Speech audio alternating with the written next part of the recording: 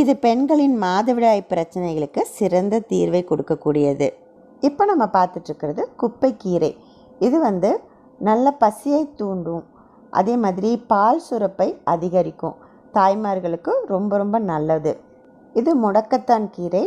இது எலும்புகளை நல்லா வலுவாக்கும், வாத வலிகளை போக்கும். இந்த நுனி சிகப்பாக இருக்கக்கூடிய இந்த கீரை சக்கரவர்த்தினி கீரைன்னு சொல்லுவாங்க. இது மண்ணீரலை சுத்தம் செய்கிறது, அதே மாதிரி இரத்த சோகையை சரி செய்கிறது. இந்த கீரை சிறுகீரை.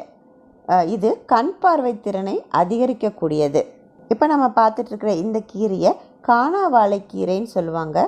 ஒரு ப்ளூ கலர் பூக்கள் வரும். இதில் விஷக்காய்ச்சலை போக்கக்கூடியது. இலைகளுக்கு அடியில் சின்ன சின்ன நெல்லிக்காய் மாதிரி தொங்கக்கூடிய இந்த கீரை வகையை கீழா நெல்லிக்கீரைன்னு சொல்லுவாங்க. சிறுநீரகம், கல்லீரல் இதையெல்லாம் சுத்தப்படுத்துறதுல முக்கிய பங்கு இந்த கீரைக்கு உண்டு.